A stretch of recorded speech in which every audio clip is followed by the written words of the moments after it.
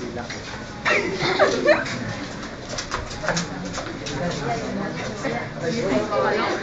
have to go. The Proud Singing School.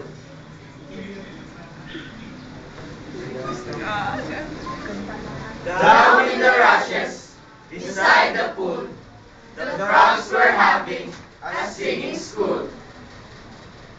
Old frogs, quack. Young frogs, quack, tadpoles and all, quack, Doing their best at their leader's call. Quack, quack, quack,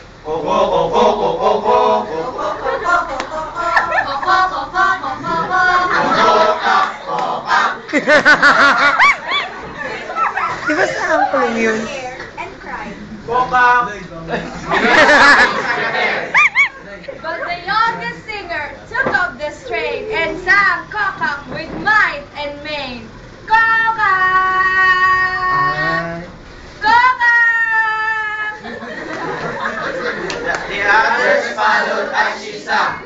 Quack, quack, quack, quack, quack, quack, quack, quack.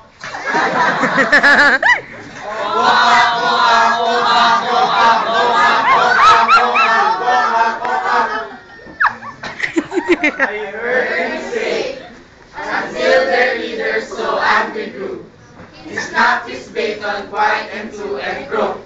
Quack, quack, quack, quack, quack, quack, quack, quack, quack, quack,